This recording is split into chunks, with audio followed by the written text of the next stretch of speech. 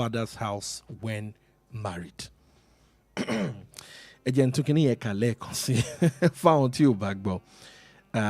man says, you are a very lazy person. If you are married and living in your father's house, and if your wife needs anything or wants to cook, she will need to share kitchen with your mom or take permission from your mom before cooking. Any small thing, my mama say, as a man, I pour you spit. No matter how small, leave your father's house when you marry. Arákùnrin sọ gentleman ṣédè òyìnbó ṣédè Yorùbá arákùnrin sọ pé tóun bá rí ọkùnrin tó jẹ́ pé ó ń gbé ní ilé bàbá ẹ̀ lẹ́yìn tó ṣe ìgbéyàwó tán ó ní ọ̀lẹ nírú ọkùnrin bẹ́ẹ̀ ó wá ní tírú ìyàwó ọkùnrin bẹ́ẹ̀ bá fẹ́ dáná á ṣẹ̀ṣẹ̀ need a máa pín kitchen ìyẹn yàrá ìdáná pẹ̀lú ìyá ọkọ ẹ̀ àbí tí ò bá tiẹ̀ rí bẹ́ẹ̀ bóyá màmá ti kitchen wọn pa in a situation tó bá jẹ́ family house táwọn tó ń gbé bẹ́ẹ̀ pọ̀ ìyàwó yẹn á ṣẹ̀ṣẹ̀ lọ sọ́dọ̀ mọ́mì pé ẹ jọ̀ọ́ mọ́mì o ẹ wá bá mi ṣílẹ̀kùn kitchen o mo fẹ́ dáná o and you know ọkùnrin ní irú nǹkan bẹ́ẹ̀ kò yẹ kó rí bẹ́ẹ̀ pé kò tiẹ̀ wá síbí ilé yẹn ṣe kéré tó kódà kó jẹ́ ilé kinní kan bí ilé òkété kí wọn náà ṣàgbá kó máa gbé bẹ́ẹ̀ ṣùgbọ́n fóun o gẹ́gẹ́ bí ọkùnrin kò yẹ kí ọkùnrin máa gbé ní ilé bàbá ẹ̀. That's what, the man explained in that tweet. He added that expecting your wife to share a kitchen with your mother or seek her permission to cook is disgraceful. He further concludes that no matter how small, leave your father's house when you are married. Leave your father's house when you are married. Now, oríṣiríṣi ọ̀nà lámà wò sí ọ̀rẹ́ bá ṣe sọ. This is a tweet someone put on social media. Lílọ wa kì í ṣàwàlà kọ́. Tí mo yẹ sọ lẹ́ẹ̀kan pé tí máa ríro àwọn èrò báyìí lórí íńtánẹ̀tì mi kì í fẹ́ kó dànù. Máa ń fi wò lójú ọ̀nà pé ẹ jẹ́ àsọ̀rọ̀ ń pa ẹ̀. Tẹ́nìkan bá sọ̀rọ̀ báyìí tàbí tó bá gbé ọ̀rọ̀ kan jáde, a jẹ́ pé ọ̀rọ̀ yẹn ó ní nǹkan kan tó ń sọ tó ń ṣẹlẹ̀ láàrin àwọn èèyàn. Ká tiẹ̀ gbọ́ ojú táwọn èèyàn fi worú àwọn ọ̀rọ̀ bẹ́ẹ̀. So tonight, I'm going to be asking different questions. However, is it always laziness or are there valid reasons a married man might still be under his father's roof? Ṣé tá a bá rí ọkùnrin tó ń gbé pẹ̀lú bàbá ẹ̀ lẹ́yìn tó ti ṣègbéyàwó, bọ́kùnrin ṣe sọ ó ní laziness ni, ó ní ọ̀lẹ nírú ẹni bẹ́ẹ̀, ṣé lóòótọ́ ni? Can we entirely say that such a man is lazy? When a man is married and still under the father's house, or are there valid reasons why somebody will say, mo ti marry now, mo dẹ̀ ṣe fẹ́ máa gbé pẹ̀lú bàbá àti ìyá mi? Another one is, what is the emotional and psychological impact on a wife in such setting?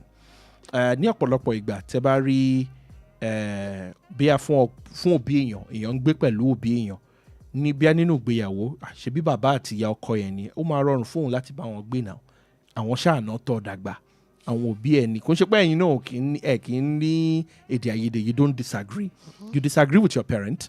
However, ẹ ti master ẹ pé ṣebí mọ́mì ni, but ìwọ lè sọ ṣebí mọ́mì ni, ṣé ìyàwó ẹ lè sọ ṣebí mọ́mì ni tí ò ní di nǹkan? Ṣé ó ní ọ̀nà tí kìíní ìfi máa ń pa obìnrin lára? Ìyẹn tí ọkọ ẹ̀ bá gbà pé ọ̀dọ̀ àwọn òbí tòun làwọn máa gbé. And should a man get married if he doesn't have a place of his own?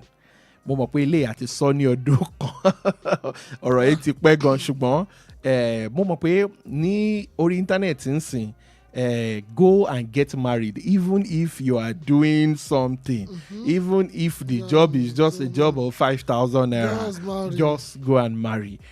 Should a man get married? Ṣó yẹ kí ọkùnrin kó tiẹ̀ ronú ìgbéyàwó rárá láì ṣe pé ó ní ilé tiẹ̀ tó gbà tó ń gbé?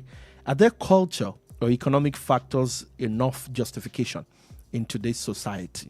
Ṣé bí ojú ọjọ́ ṣe rí pẹ̀lú ètò ìṣúná àti bẹ́ẹ̀ bẹ́ẹ̀ lọ, ṣó ní nǹkan tó lè bíyà fún ẹni tí ò tiẹ̀ wù rárá láti tún sọ pé ó dá padà láti lọ́ọ́ máa gbé ilé bàbá àbí màmá?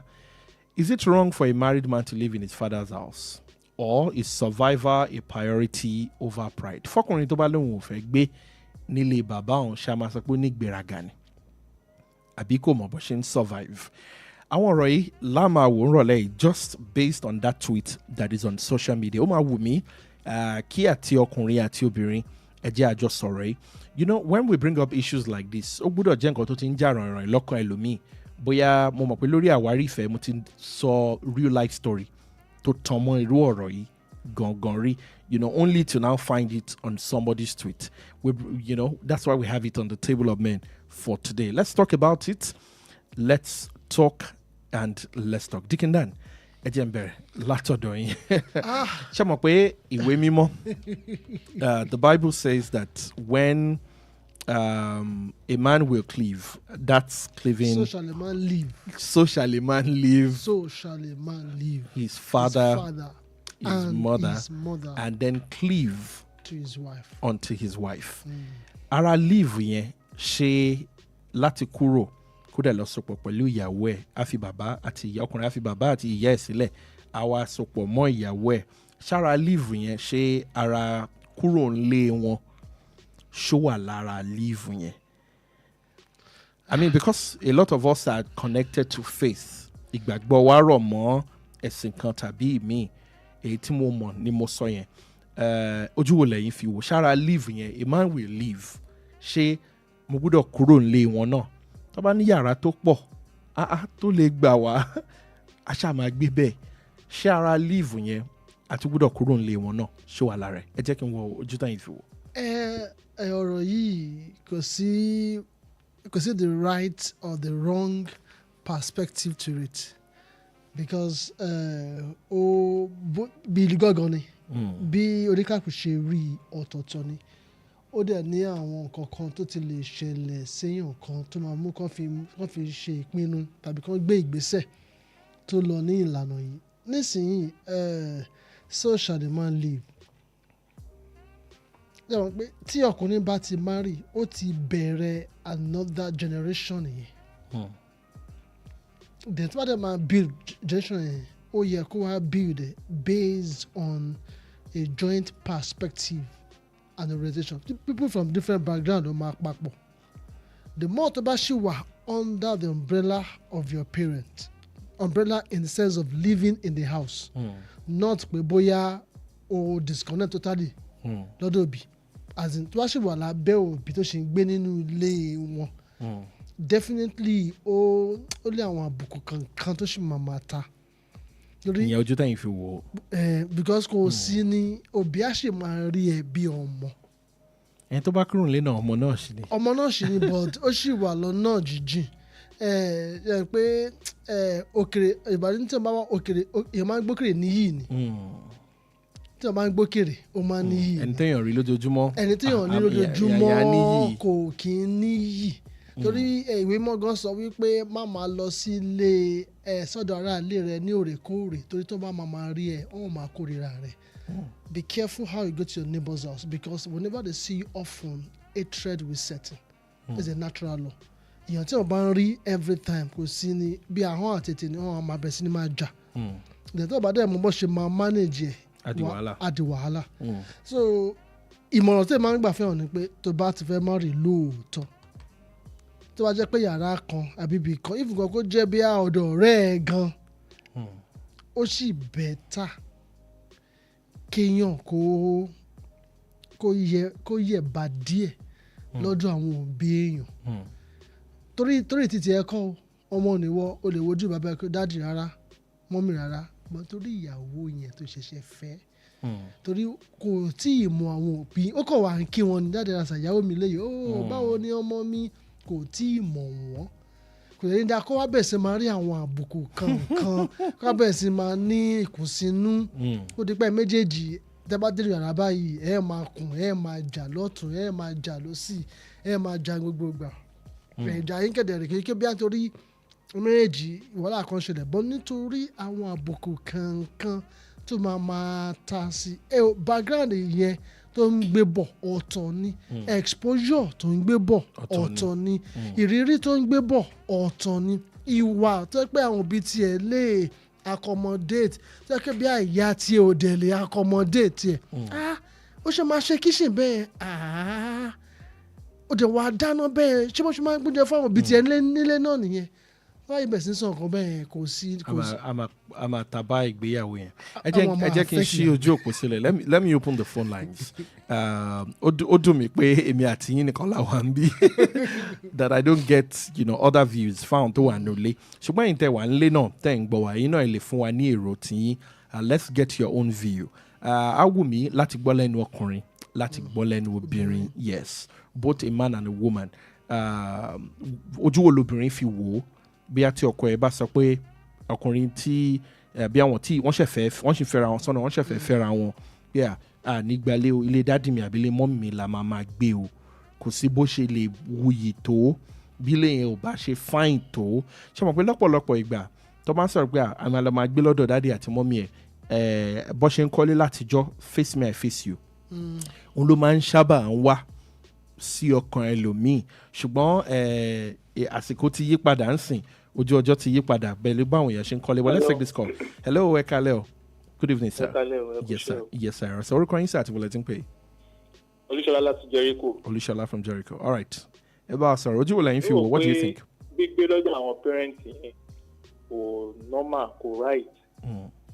Torí mi wò pé the first thing tó yẹ kán tẹ̀ ọkàn ní ni pé house ilé accommodation yẹn kó kán wà balance the first thing nìyẹn. Ẹni tí ò bá lè rent ilé fúnra ẹ̀ èmi ò rí nǹkan tó ń wá nínú marriage o. Olúṣọlá from Jericho. I'm going dada. Nǹkan tí mo sọ pé the first thing ilé ibi tó máa gbé so that tó máa ń bímọ náà kó jẹ́ pé kékeré náà ni. That's the first thing. Ló wà lórí list tèmi. Tó wà lórí list. Thank you so much. Ẹ ṣeun gan, Mr. Olúṣọlá láti Jericho. 0916-893-1000 0916-893-2000 tàbí 0915-3334-893. Máa pe nọ́mbà yẹn lẹ́ẹ̀kan sí 0916-893-1000 0916-893-2000 tàbí 0915-3334-893. Kí ọkùnrin máa gbé ní ilé bàbá ẹ̀ tàbí ìyá ẹ̀ lẹ́yìn tó ṣe ìgbéyàwó. This man said for him it is outright laziness and you should get a place. Ṣé ẹ̀bùdó ẹ̀wọ̀n kébí Mr. Olúṣọlá ṣe ń sọ̀rọ̀ yẹn mọ́ rò pé okay wọ́n ní on my own list is to get a place of your own. ṣùgbọ́n ilé bàbá èèyàn ilé ìyá èèyàn ṣe bí èèyàn náà lèèyàn ni. tó bá jẹ́ pé bí bàbá àti ìyá ò sí láyé mọ́ tó jogún ilé ọ̀tọ̀ ká ní pé bí òkè bàbá àti ìyá ò sí láyé mọ́ wọ́n wá pín ogún bí 4 flat ni o flat kan wá kàn ẹ̀ o ìyẹn ọ̀tọ̀ gbọ́ wí pé bàbá àti ìyá wà láyé wọ́n sì ń gbé inú ilé yẹn even kó jẹ́ pé twin flat ni even kó jẹ́ pé 4 flat ni kò sí nǹkan tó dàbí kí ọ̀rọ̀ àyẹ̀bá ó dàbí ìgbà tí ẹ jẹ́ kí n lọ agriculture díẹ̀ fún tí wọ́n bá gbin igi kan nísìnyí kò sí nǹkan tó bá ń ṣe igi yẹn gbogbo ẹ̀ka tó wà lára ẹ̀ ó máa kàn ṣùgbọ́n tó bá ra gé ẹ̀ka kan tẹ̀lọ́ gbìn sọ́tọ̀ ó ṣe ń kárí jíìnì igi yẹn o ṣùgbọ́n ó máa dá dúró nítara ẹ̀. Taking a àwọ̀ báyìí a good father will leave inheritance for his children's children. Yes. So a lọ generation over and over. Ṣùgbọ́n kò sóbi tó fẹ́ kí ìyà jẹ ọmọ ẹ̀. Kò sí òbí tó fẹ́ káwọn ọmọ ẹ̀ ṣe làálàá. Gbogbo wa náà la mọ̀ bó wọlé ṣe rí. Ní pàápàá jùlọ ní ìpínlẹ̀ Ọ̀yọ́ yìí, ní Ìbàdàn in particular bá a ṣe ń sọ̀rọ̀ yìí. 2 bedroom ní Ìbàdàn láwọn àdúgbò tó lajú dáadáa. Lẹ́nujọ́ mẹ́ta yín sìn ẹ́ máa kó 700, 800 èyí tó ń bá máa dá 1 million fún yín. Ṣùgbọ́n fún àwọn tó ṣẹ̀ bẹ̀rẹ̀ ayé wọn tó ṣẹ̀ bẹ̀rẹ̀ tó pé ẹni yìí ó ti tó ṣègbéyàwó ṣùgbọ́n owó ò tí ì pé ni ṣùgbọ́n dádì mo nínú flat wa yìí tá a kọ́ pọ̀ yìí a kọ́ mẹ́ta sókè mẹ́ta ń sàlẹ̀ dádì àti mọ́mì ń gbé lápá ọ̀tún ìwọ àtìyàwó ẹ̀ lè mú apá òsì. Looking at that reality economically now ọmọdé yìí ó ti tó èló yẹ kí ló ń da yín dúró ilé ní sa èló lẹ ti rí àwọn ń pelé ní bí 1 million bàdàn báyìí ilé fúláàtì 3 kò séèyàn ń bẹ ìwọ àtìyàwó ẹ wá mú un. How do you advise ọkùnrin tó bá wà nírú situation yẹn? bí ẹni tó ní twitter ṣe sọ the first level of laziness kì í ṣe pé nítorí pé òṣìṣẹ́. ẹ jẹ́ n kọ́kọ́ bẹ̀rẹ̀ báyìí ṣẹ́yìn gbà pẹ̀lú ẹni tó tweet yẹn pé laziness ni. laziness of the mind. Okay, not laziness. The laziness of the mind is that take responsibility, and the more to be ready to take responsibility, you won't be able to shield, to protect, to secure the woman. Because you will throw the authority of the house and you put it in the hand of your family. So si bí o bá ṣe le tó kó jẹ́ pé kó lọ gbé ládùúgbò tó jìnnà tó jẹ́ pé owó ilé ò wọ́n. Try to be independent. So shall a man. Because of a definition who you really have is your ability to be able to stand, be ọkùnrin, and able to now bring up a new generation. The more to like the subject in mind there, no, I can't be daddy no. Daddy ń gbé flat kan, kí n gbé flat kan. Stand. Build your own family. After you've done everything, stand. Reality nko. Reality. I've been there. Reality bí ojú ọjọ́ ìṣeré àwọn ìpè ń já ẹjẹ́ tuntun nọ́mbà ìpìlẹ̀ kan sí 0916-893-1000 0916-893-2000 tàbí 0915-3334-893. I've been there. I've been there. We left Jos. We have to come to Ibadan. I've lost a business in tens of millions, and we have to be in Ibadan. My wife was staying with her friend.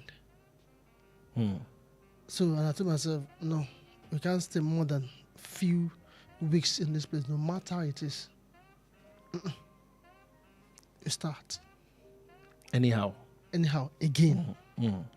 So kò ń ṣe pé bóyá pé reality, I've been through it. Ibi tí mo ti là kọjá ni. The reality will be so stressful, so strenuous, but ó dáa gẹ́gẹ́ bí ọkùnrin.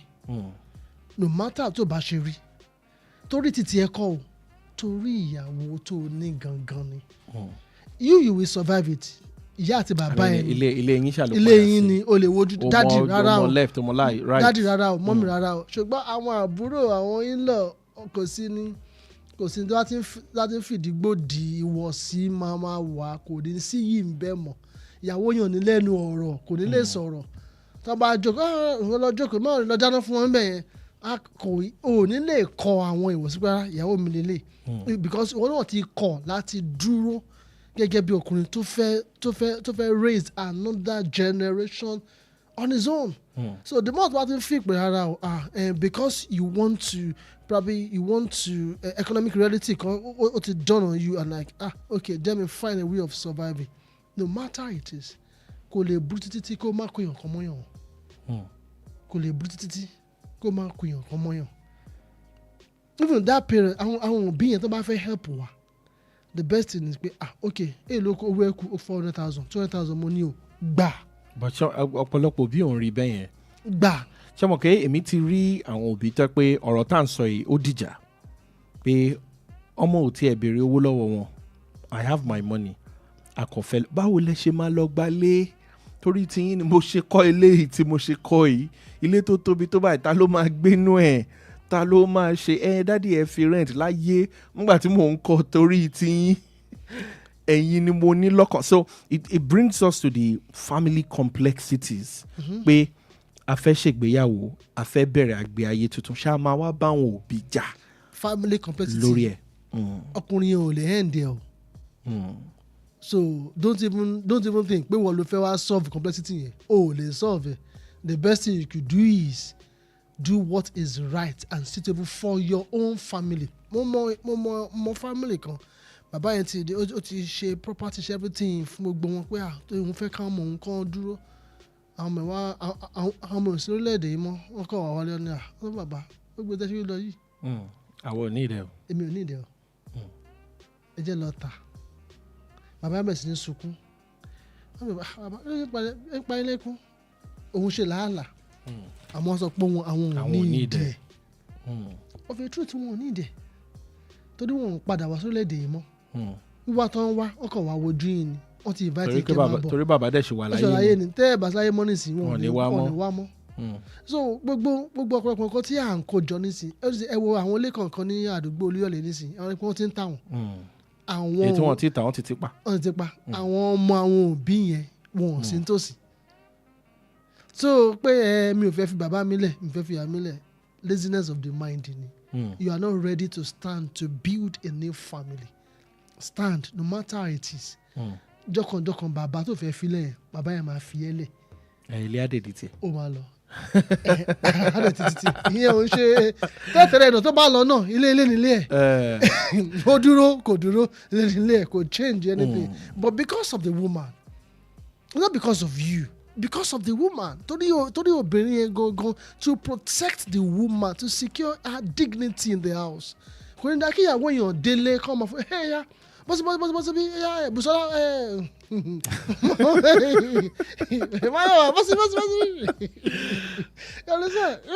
no nǹkan tí ò dá nìyẹn. Ẹ jẹ́ n tuntun nọ́mbà ìpínlẹ̀ kan sí 0916 á wù mí láti gbọ́ lẹ́nu obìnrin.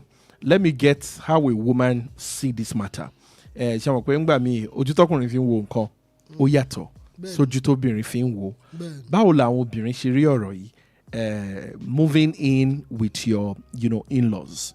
Bí ọkọ sọ pé lọ gbálé kankan o ọ̀dọ̀ àwọn dádì àti mọ́mì la máa gbé wọn kàn fún wa ní yàrá kan across the flat ibẹ̀ yẹn la máa gbé. Báwo làwọn obìnrin ṣe máa ń rí ọ̀rọ̀ yẹn? Ṣé nǹkan tó máa ń dùn mọ́ wọn nú ni? 0916-893-1000 0916-893-2000 tàbí 0915-3-4-893. And Idasi, let's get this, conversation. Ojú wo lẹ́yìn fi wò, báwo ló ṣe rí? Ṣùgbọ́n another question is here. Should a man get married if he doesn't yet have his own place? Níbo lèèyàn ń pè ní ilé èèyàn? Ṣé mi lè pèlè bàbá mi nílé mi? Is my father's house not my house? Is my father... So, I don't have a place of my own, for instance. But bàbá mi kọ́lé, mo dẹ̀ fẹ́ ṣègbéyàwó màá máa gbé bẹ̀, whether they live there or not. But in this context, wọ́n gbé bẹ̀. But ilé wa náà ni ṣírú ọkùnrin bẹ́ẹ̀ tó o pé mi ní láti gbálẹ̀ náà yàrá kan lè dádì àti mọ́mì mi kí ni mo fẹ́ lọ máa waste owó fún. Ṣírú ọkùnrin bẹ́ẹ̀ yẹ kó ṣègbéyàwó? That's the question we have on this. Ní àtijọ́ nǹkan tó normal ni wọ́n máa ń like a compound family. Látijọ́ gbogbo máa láì kí wọ́n jọ kẹ́wọ̀ pọ̀ kán jọ wà lójú kan náà kán jọ máa ṣe ìyàwó Túndé rè o ìyàwó Kúnlé rè o yíká báwo ni bọ́n ṣe máa ń ṣe papọ̀ nìyẹn. But ayé ọ̀làjú ti ń dé díẹ̀díẹ̀. Tẹ́tẹ̀lẹ̀ compound náà máa bí wọn ní family compound ní ó máa pọ̀ wá kàn mí wíwá àti tiẹ̀ mú gbogbo títí ẹ̀. Normal thing wọ́n jọ máa gbé papọ̀ wọ́n jọ dáná papọ̀ wọ́n jọ máa dáná papọ̀ wọ́n jọ lọ sóko ṣe gbogbo ẹ̀. Ojú ti ń là, things are changing. Torí ọ̀pọ̀lọpọ̀ nǹkan tí àwọn èèyàn bẹ̀rẹ̀ sí ní fojú winá ẹ̀ ó ti fẹ́ máa pọ̀ díẹ̀ sí. Ní ìsinyìí èmi ò no matter tó wá ní pé ilé bàbá yẹn ni ṣé wọ́n nìkan ni bàbá yẹn bí bàbá yẹn náà láàbùrò. Ẹja gbé pé hello. Hello, ẹ kálẹ́ o. Ẹ kálẹ́ o. Yes sir, orúkọ yín sir àti bọ́lá tí ń pè é. Ẹ pé ètò. Yes sir. Adéyẹ Olúṣẹ́gun lórúkọ mi láti Ayégún Ọ̀lẹ́yọ̀. Láti Ayégún Ọ̀lẹ́yọ̀, ẹ kálẹ́ sir. Ọpọlọ yín ò ní dàrú pẹ̀lú ètò tẹ́ bí wá lálẹ́ yìí. Ọgbọ́n ló ń gbogbo nǹkan ni o. Àti tẹ̀yìn náà, yes sir. Ìtèmi ni wípé n tẹ́mi fẹ́ sọ lórí ọ̀rọ̀ yìí ni pé ọmọkùnrin tó ṣègbéyàwó ó yẹ ó ti ní bùgbé. Ó ti ní bùgbé. Èèyàn gbọ́dọ̀ gbọ́kànlé ilé bàbá rẹ̀ láti gbéyàwó sí. Bọ̀ tí bàbá bá wá nílé ńkọ́. Bàbá wa ti sòótọ́ ọ̀rọ̀ ṣe rí ń jọun. Ó rí bẹ́ẹ̀ ṣùgbọ́n ní ìsìn kò rí bẹ́ẹ̀. Gẹ́gẹ́ bẹ́ẹ̀ tí a sọ àwọn ilé tí táwọn bàbá yẹn ń kọ́ tí wọ́n ti kọ́ dàálẹ̀ báyìí kò nítumọ̀ sáwọn ọmọ tó wà ní ìlú òyìnbó táwọn ni wọ́n pa àwọn ògbélé tí bàbá kan kọ́. Lẹ́yìn ìgbà tí bàbá yẹn bá ti papòdà àwọn ògbélé ń ta ni torí wọn ò wá sórílẹ̀-èdè yìí mọ́. Ẹ ló ṣe ń gbọ́ mi. À ń gbọ́ yín dáadáa sà. Nípa ìdí èyí gbogbo ọmọkùnrin tó bá ti tọkùnrin tó bá ti fẹ́ gbéyàwó bó ti ẹ̀jẹ̀ yàrá kan lórí tọmọ mánéjì ẹ̀ tó wá ti yàwó ẹ̀.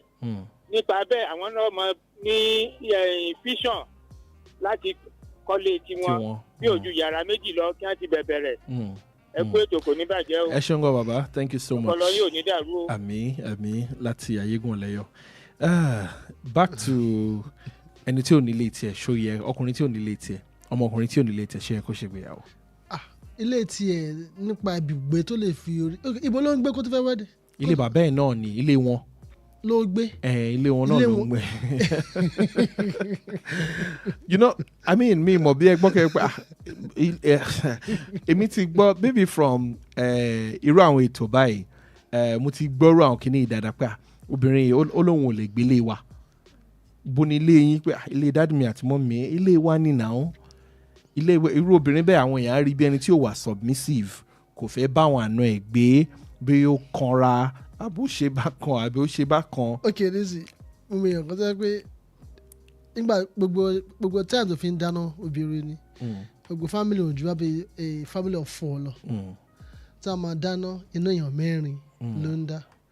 tàbí ẹsẹ̀ rice agolo 4. so by the time tó wá marry tó wá di pé you have to be baby he has a reason to be in the family house wọn ní kó wà lọ dáná àwọn dáná yìí over 20 ó dẹ̀ kọ́ lọ ń sunkún pé báwo ṣe fẹ́ ṣe kò dẹ̀ ṣe rice fẹ́ ṣe ó fẹ́ dáná ó fẹ́ ró àmàlà tó máa ká èèyàn 20 ẹnìkan kan bá why he has never been in that system before. She has never been that. So now, why imagine such a lady being married into such system? I don't think that is enough fair. I'm a dano in 20 every day. Could they survive in 6 months? Any mental health problem? Because I'm a road affect everything. It's not about the guy. Because now ní sèyí ó kàwé tán ó ṣe gbogbo ẹ̀ tán ẹ wá wà ní bàbá ẹ wá fẹ́ marry láwọn pé lóòótọ́ ṣe náà ti marry bó ṣe yàrá kan lọ gbà síta kí bàbá ẹ ló kọ́ tó kọ́ bá bí 50 bedroom síbẹ̀ ṣe lọ gba yàrá kan síta náà tó bá dìgbà kí bàbá ní pé òkè mo ti fẹ́ máa lọ o mo wá fẹ́ fún ẹ ní ogún lélẹ́yìí ogún ọ̀tọ̀ responsibility to build another family ọ̀tọ̀. So don't expose your wife. It's not about you. It's about your family. Or raise up your children in a community where it's not suitable for the wife. Ẹ jẹ́ ká wo economy, Dickin. And I want to be as realistic as possible because mo mọ̀ pé bí ẹnìkan gbọ́ wa báyìí ilé bàbá wọn ni wọ́n ń gbé. And to be honest, when everybody explain why they are doing what they do, you may have to see it from their view. Ṣùgbọ́n that reality economic situation tá a wà báyìí àti rí àwọn nǹkan tó yẹ kí bíyà wọ́n sanwó lé tẹ́lẹ̀ fún ìdí kan bíyà iṣẹ́ bọ́ lọ́wọ́ wọn níṣẹ́ mọ́ wọ́n á ní láti padà sílé bàbá wọn. Where do we put them in this conversation? ẹ jẹ́ àwọ̀. àwọn blé people lè dé bí èèyàn tó ti rọwọ́ ọwọ́ orí tẹ́lẹ̀ kó mọ ọwọ́ orí mọ́ ọ̀tọ̀ nìyẹn. Ìgbà tí circumstances dé ló wá rí pé okay just to survive survival mode nìyẹn kò ṣe pé ọ̀sẹ̀ pé ó wá fẹ́ dìdí ìmárì wọ́n lọ fẹ́ lọ márì sílé bàbá òun ọ̀tọ̀ nìyẹn eléyìí circumstances dé ó fẹ́ survive ni okay guys and family we need to survive now let's find a way of staying in this area just for 6 months just for 1 year kákọ̀ fi survive mo mọ èèyàn kan mo gbọ́ pé èèyàn kan tó pé ọkùnrin káwọn survive ni ibi tó ti ń try to survive ọdún kan lọ wọn ti balance. survivor ń gbà mí ó máa ń mọ̀yàn lára o ọdún méjì lọ kíní kan oúnjẹ ìdá ó di oúnjẹ tó mọ̀yàn lára o.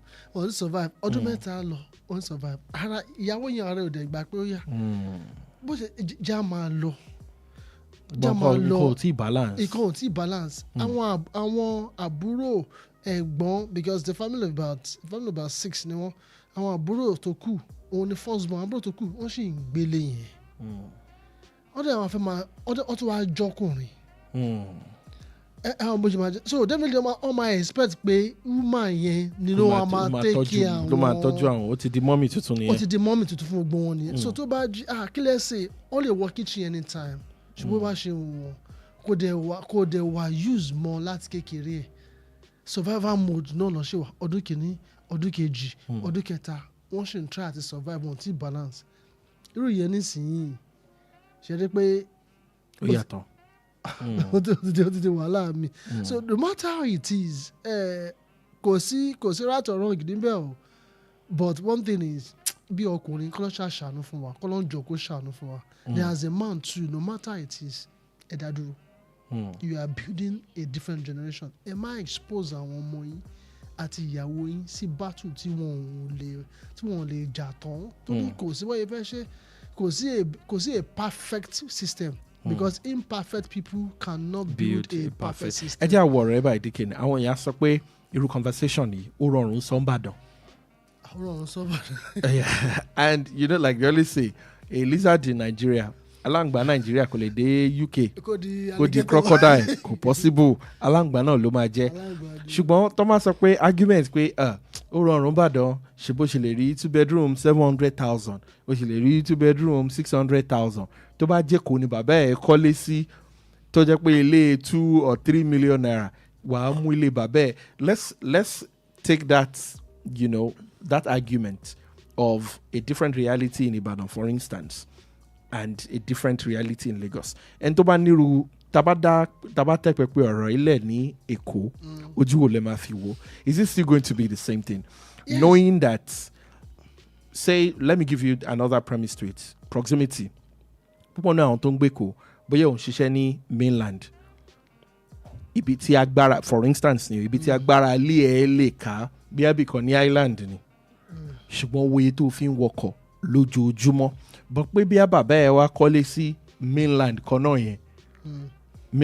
yẹn, tó dẹ̀ bá fẹ́ gba mainland yẹn ò lágbára ẹ̀ rárá.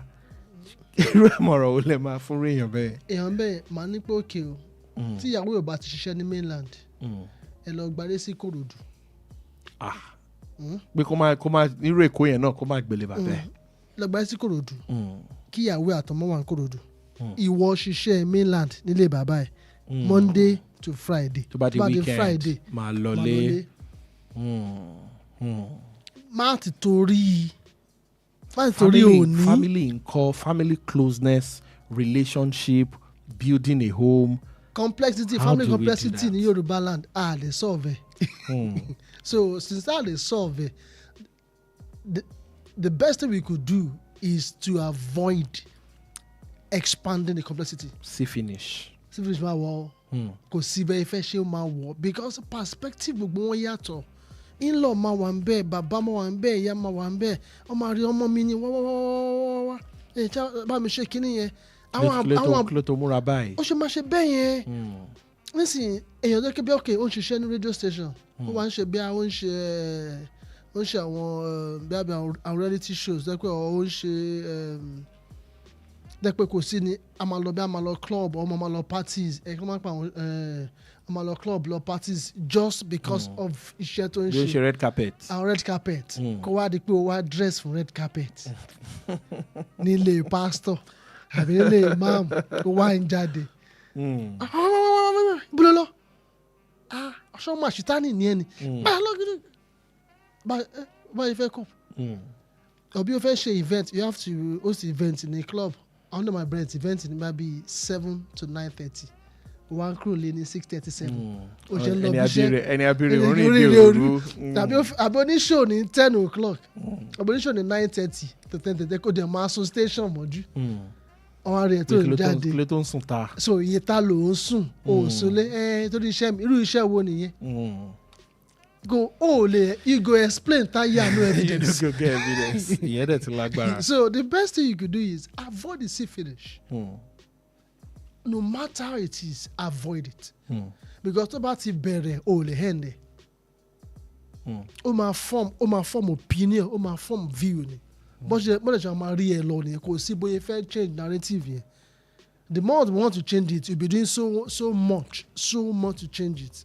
It will be affecting your marriage, be affecting your home. Àwọn ọmọ yẹn náà wọ́n bẹ̀rẹ̀ sí máa sún àwọn seed kan síbẹ̀ ẹ má lọ báyọ̀ ẹ má ṣe báyọ̀ abẹ́rẹ́ pé you are trying to protect them because of the battles, unnecessary battles. Man ẹ jọ yọ ọkùnrin ẹ jẹ́ ká avoid ẹ̀. Ẹ jẹ́ kí n béèrè bí ààrẹ nìkan tó yẹ pé family house ni wọ́n dàgbà sí as a result of this situation. Ṣé ó ní ìpalára kankan fún wọn? Because even in between all of this, mo ṣe gbàgbọ́ pé reality àwọn kan nìyẹn. and fún ìdí kan àbí mi á ní bí wọ́n ṣe ń ṣayé wọn bó dẹ̀ ṣe ń lọ fún wọn 0916-893-1000 0916-893-2000 tàbí 0915-3334-893 ó dà pé ojú òpó kẹta yẹn ló ń lọ rọ̀lẹ́ 0915-3334-893 ẹ lè wò wá lójú òpó Facebook wa on our Facebook page Wells Radio 893 FM fan page Wells Radio 893 FM fan page lójú òpó Facebook àwa ń bẹ̀ ẹ lè lọ wò wá ń bẹ̀ ẹ̀yin náà ẹ lè drop comment yín fún wa lójú òpó Facebook wa let us know what you think about this conversation. The flip side to all of this, the message kan tí mo gbà ń bí ẹni yẹn sọ̀rọ̀ pé let's be factual. Nigeria is tough. If they don't send you out of your papa house, no comot. And I want to look at it from that worldview critically. Ilé tí wọ́n ṣùgbọ́n ilé wà tí kò yẹ kóbìnrin yẹn understand. Mo gbà ó pé ibì kan náà kọ́ láti jọ wá ó dẹ̀ máa rọrùn fún ọkùnrin yẹn ju obìnrin yẹn lọ. And marriage is supposed to be, you know, a collaboration. It's a communion between the two of you. Ẹ gbọ́dọ̀ wá meeting point títí tẹ́ fi máa stabilize. Àmọ́ the reality of marriage, the reality of time. Kí la máa wá 1 million naira fún nígbà tí 2-bedroom flat kan wà tá à ní san 10 kobo.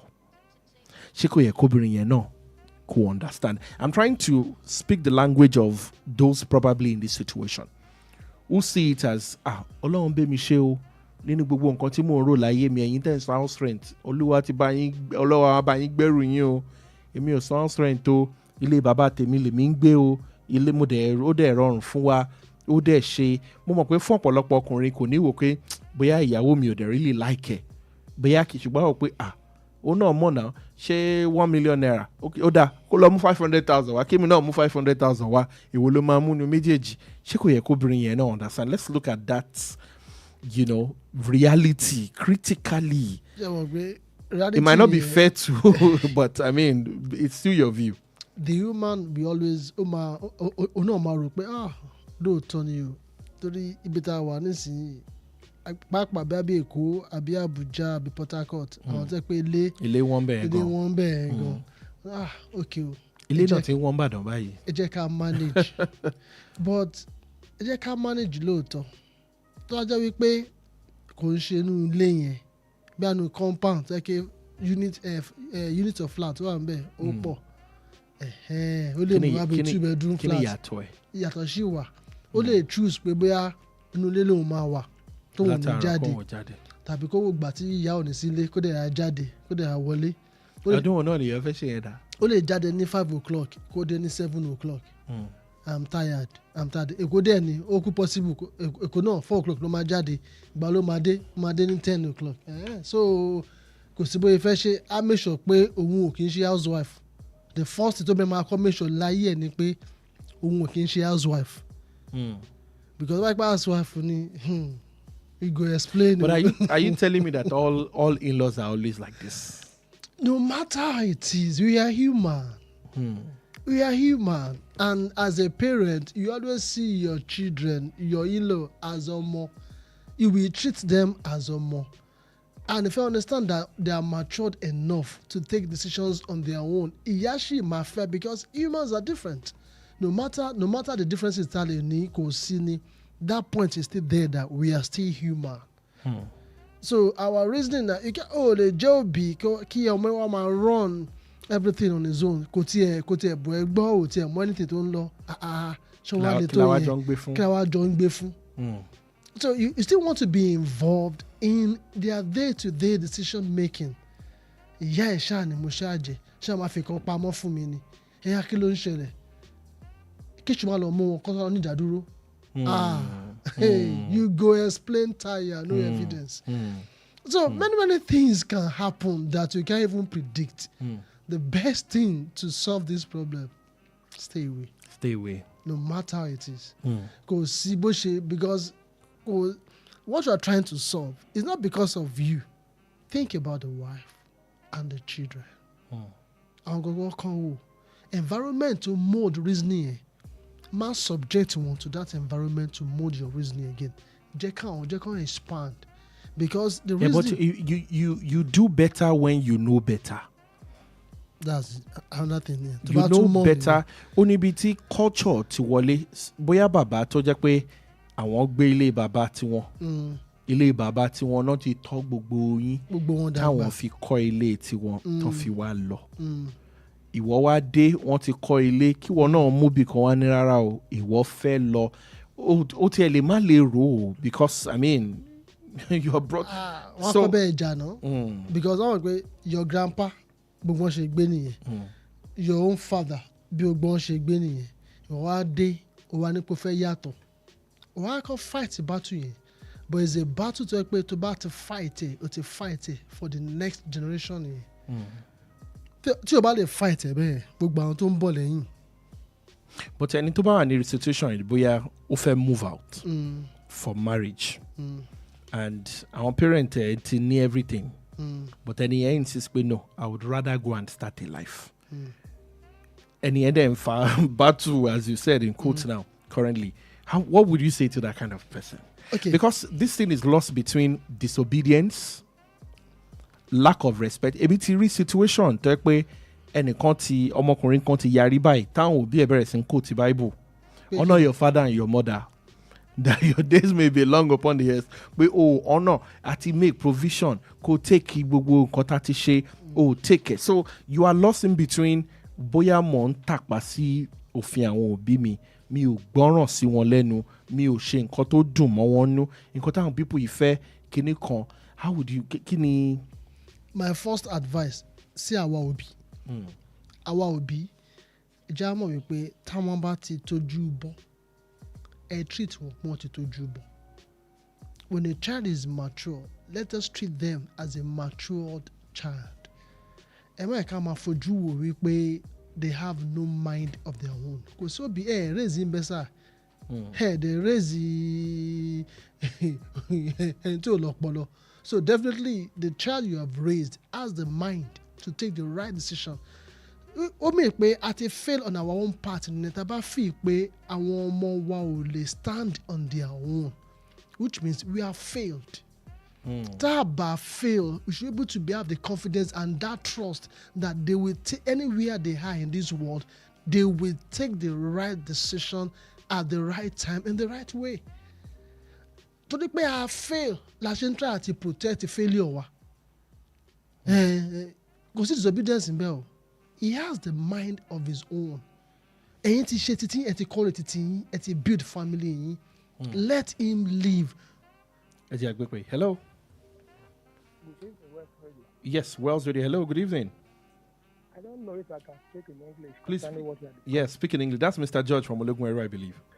Yes. All right, Mr. George, please go ahead. You see, we have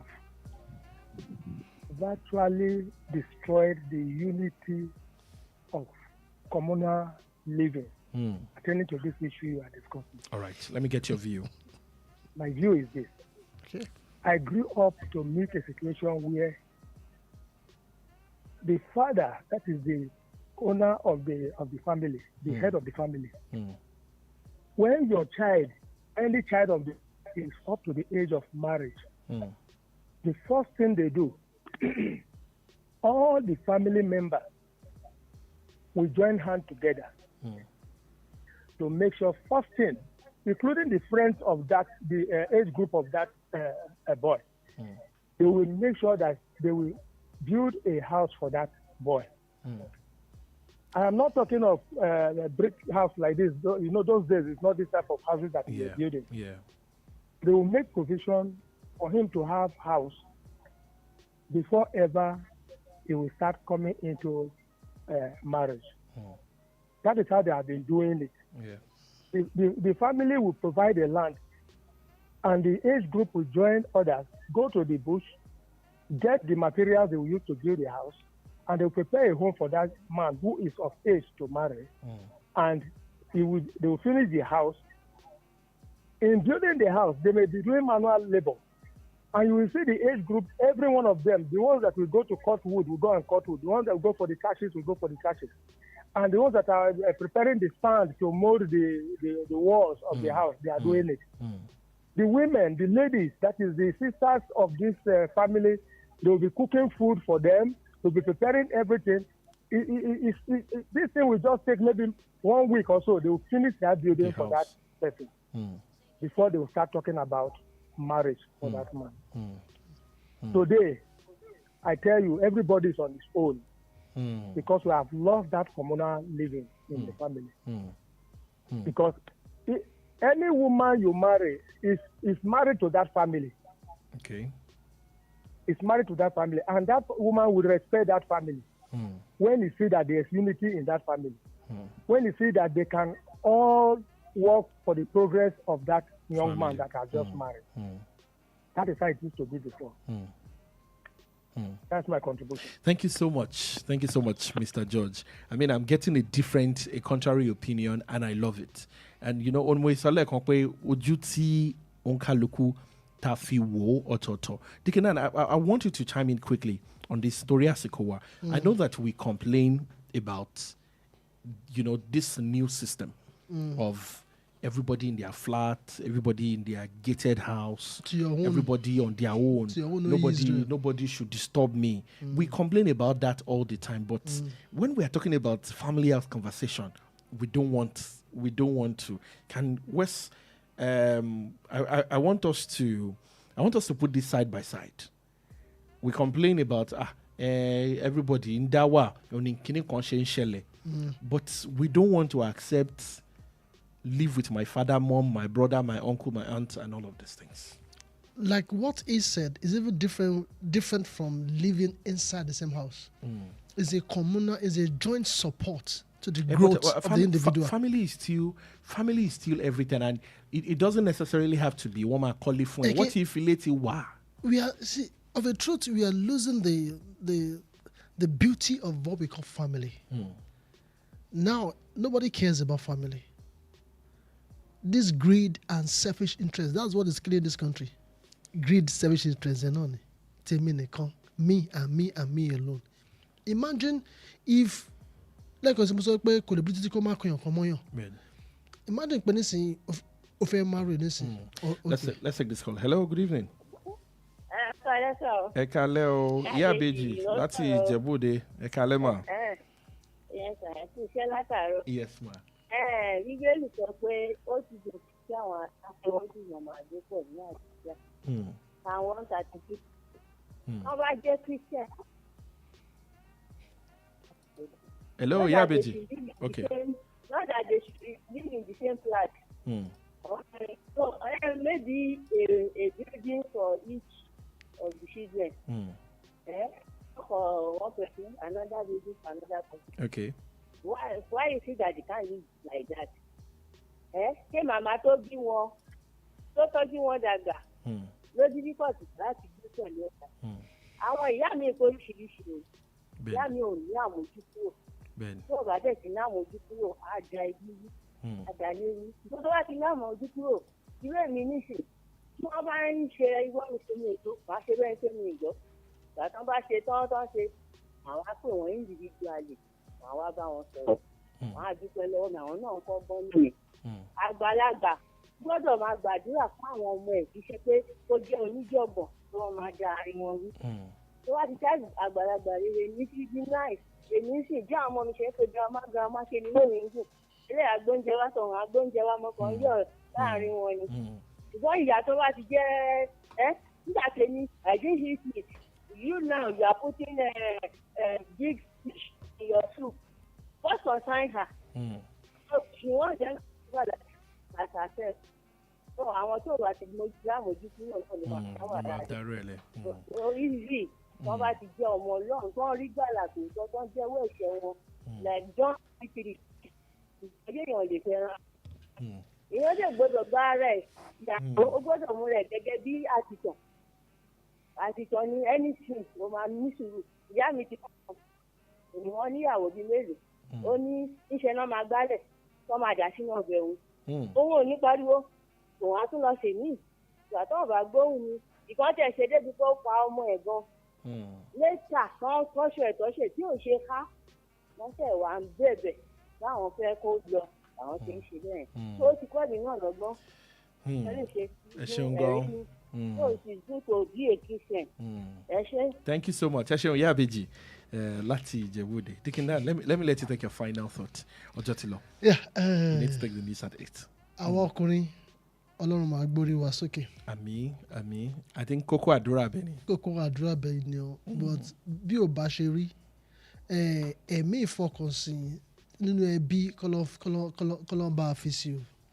So that ṣáà make sure pé kò lè bú títí kó má kóyàn kankan mọ́ ẹ̀ o. As a man, don't ever stand alone. Family. Tó bá dẹ̀ jẹ́lé bàbá náà ní ńkọ́. Family relationship plays a value on it. Family ò ṣe pé bí ẹ jẹ́ nìkan. True. Plays value on relationship. O lè bú títí kó má kóyàn kan mọ́ ẹ̀. Absolutely. Báyọ̀ ti fẹ́ take decision on marriage jọ̀ọ́ sún síwájú. But don't forget the family. I like your diplomacy. Eshengo, thank you so much. Tẹ́ darapọ̀ mọ́ wa lórí tábìlì àwọn ọkùnrin fún tọ̀sẹ̀ yìí. Bó mọ̀ pé ìta tó sọ lónìí, conversation would have been scattered all over the place. Àwọn tó ti sọ nlé tí wọ́n pè tabaníkà máa kà wọ́n inú ilé àkún. Ẹ ṣeun tẹ́ bá gbọ́ ètò tòní. If you agree with us, great. If you also disagree, that is also very good because you're entitled to your own view. The goal is that kókórí ẹ̀ tí mi fẹ́ mú ni pé ní pàápàá jùlọ tí ọ̀rọ̀ báyìí bá wáyé ó máa ń favour ọkùnrin nítorí pé ilé wọn ni báwo ni obìnrin yẹn ṣe rí. I would want us to also gẹ́gẹ́ bí ọkùnrin ká máa wo bóbìnrin yẹn náà ṣe rí. Ó lè má rọrùn pé bó ló wá fẹ́ ká lọ but Ọlọ́run á ràn wá lọ́wọ́ láti rí pé choice àti decision àti action wa ta make kò ń ṣe òun ló máa gbé ìdílé wa ṣubú eventually. Thank you so much. Ẹ ṣeun tẹ́ darapọ̀ mọ́ wa. Next week, a tún padà wá. Ó dàárọ̀.